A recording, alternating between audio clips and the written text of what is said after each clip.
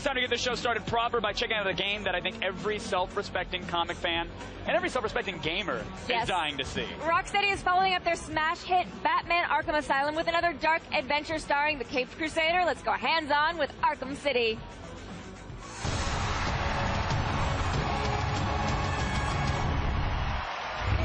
Please welcome Sefton Hill, game director at Rocksteady. He's here to show us what's next up for Dr. Batman. Hey, Sefton, how are you? All right, so something that I am personally very excited about, Catwoman is in the game. Is she a villain? Is she a good guy? How does it, what's going on? Catwoman. I mean, Catwoman was someone we were really excited to get in the game because you don't really never know whether she's a good guy or a bad guy. The golden rule with Catwoman is she's always looking out for number one. So that's the one thing you can guarantee on. Okay, but how's she feeling about number two in this game? Is she trying to kill him, or is she trying to help him? Well, I mean, I guess that's the big question with her is basically the thing that she wants to get out of Arkham City is whenever any supervillain's captured, Hugo Strange takes their goods off of them and sticks them in a confiscated goods vault. So this for her is the ultimate score because this is basically all of the goods that any supervillain's ever taken and in this one vault. So she's after that, and she's using the fact that Batman's distracted in Arkham City to take that to basically break into this vault. She's got her own goal. She's definitely looking out for herself. And so we're actually playing as Catwoman right here. So can you tell us a little bit about how she plays? So Catwoman's great. We wanted to go with sort of a different fighting style to Batman, so you can see kind of how fluid she moves. She's faster than Batman. She's dance fighting. That's almost capoeira. That sort of style, but she's really dangerous as well. You know, she knows exactly the weak points to hit on any man. Oh, jeez. So she's got some great moves. She's also got all her own gadgets. So she's got bowlers, caltrops. She's got a whip she can use to trip people up, or she can use it to steal guns off people and disarm them. So she's got all her own moves. The way she moves around the city is totally unique as well. Like, she can crawl up the sides of buildings, she can hang on ceilings and move around, so she's totally her own fully featured character. Will those moves give her access to areas that maybe Batman can't actually get to? Yeah, for sure. I mean, there are only a few areas in the world, probably, that Batman can't get to, but she can access those moves. Now, how do we actually take control of Catwoman? Is this a character that we can activate at any time, or is it mission-specific?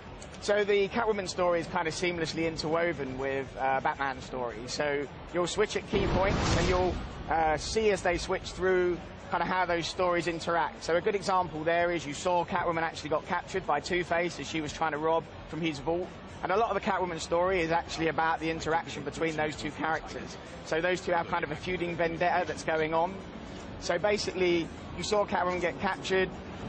Where we are now with Batman on top of a rooftop overlooking a lot of Arkham City, one of the options he has here is actually to go and save Catwoman. Go and free her from Two-Face. So the stories kind of interact and interweave like that as you play through. I mean, Catwoman, we're kind of calling her, I guess, our special guest star. So she basically is in, I would say, to take down all the supervillains in Arkham City, you're looking at around about 25+ hours. So it's a big game. So Catwoman's in for about 10% of that, to give you an idea. Okay. So the last game was sort of in this very claustrophobic asylum, and so now this is in this big world. I mean, how open is it? How much can you explore? Yeah, I mean, the great thing, what we really wanted to get was to create an open world, really to create the most detailed open world that had ever been created. That was what it was all about for us, not just massive scale. We wanted something that was really dense with interesting things to do and places to go and see. So, I mean, how do you define detail? Is it buildings that you can actually go into, people that you can interact with, missions that you can pick up as you're casually strolling around? Yeah, I mean, it's all about things the player can do. That's what detail is for us. So it's seeing the influence of all the different supervillains on the world. It's taking on different challenges, side missions. You know, there's hours and hours and hours of side missions. And it's down to you when you want to take them on, what you want to do, going into different buildings. You know, there's so much in there that the player can do. But, you know, it's just... That's what we wanted to create. You know, you have the kind of focused storyline of Arkham Asylum. You've still got that focused main storyline, but now with this option to break that up with all these side missions at the same time. Right. Now, so are we actually in Gotham, and Arkham is sort of a reference to how it's being overrun by criminals? So what's happened is Quincy Sharp, who's the mayor, has basically walled off an entire district of Gotham. So we are in Gotham, but it's like a walled-off district of Gotham that they've turned into a super prison.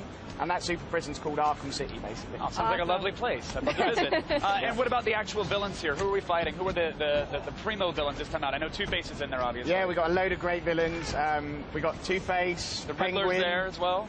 Riddler's there. You know, he's desperately out for revenge following you getting him captured, Batman capturing him at the end of the first game.